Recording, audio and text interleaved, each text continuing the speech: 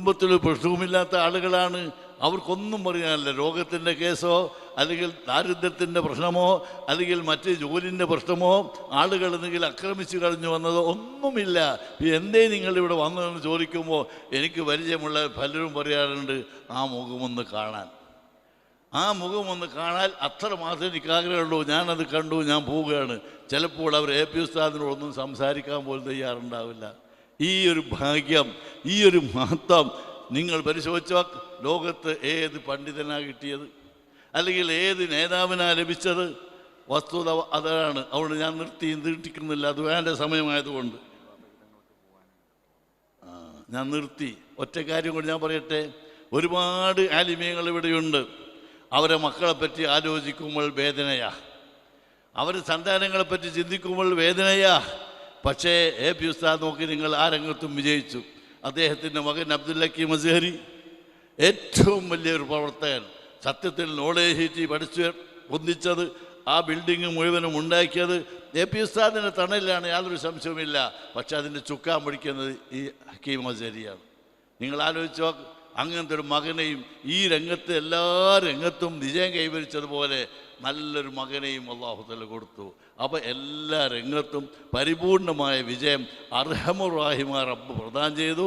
ഇതൊക്കെ ഔലിയാക്കന്മാരെ സ്നേഹിച്ചതുകൊണ്ട്, അവരെ മഹബത്ത് വെച്ചതുകൊണ്ട്, അവരുമായി ബന്ധപ്പെട്ടതുകൊണ്ട് ബഹുമാനപ്പെട്ട എ പി ഉസ്താദിന് അല്ലാഹു തആല കൊടുത്തതാണ്.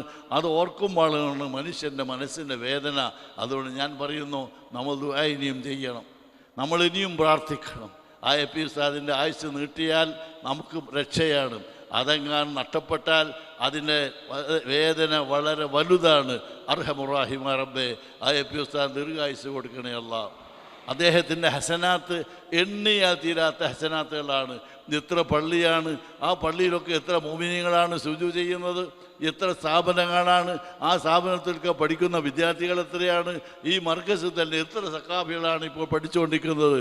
അവരല്ലേ ഈ ലോകത്ത്, ഈ കേരളത്തിലും മറ്റ് രാജ്യങ്ങളിലും ആവശ്യമായ പ്രബോധനങ്ങളും ദർസുകളും പ്രസംഗങ്ങളും പ്രവർത്തനങ്ങളും നേതൃത്വം നൽകിക്കൊണ്ട് ഈ സമൂഹത്തെ വളർത്തിയെടുക്കുന്നത് ആ സഖാഫികളല്ലേ.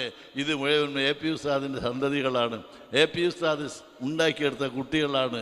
അപ്പോൾ ആ രീതിയിൽ അങ്ങ് ചിന്തിച്ചാൽ ഹസനാത്ത് നമ്മുടെ കാഴ്ചയിൽ കോടിക്കണക്കായ ഹസനാത്തിൻ്റെ ഉടമയാണ് അള്ളാഹ്.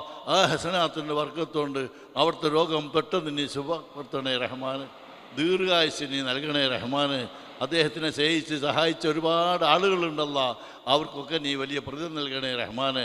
വിഷമകരമായ രോഗങ്ങൾ കൊണ്ട് ഞങ്ങൾ ആരെയും നീ പരീക്ഷിക്കല്ല അല്ലാ. അവസാനം പരിപൂർണ്ണ ഈമാനോടെ ലാ ഇലാഹ ഇല്ലല്ലാഹ് ചൊല്ലി മരിക്കാൻ എല്ലാ ആളുകൾക്കും നീ തൗഫീഖ് നൽകണേ അല്ലാ. ബിറഹ്മതിക യാ അർഹമർ റഹീമീൻ. വസല്ലല്ലാഹു അലാ ഖൈരി ഖൽഖി സയ്യിദനാ മുഹമ്മദിൻ വആലിഹി വസഹ്ബിഹി അജ്മഈന വൽഹംദുലില്ലാഹി റബ്ബിൽ ആലമീൻ. അസ്സലാമു അലൈക്കും.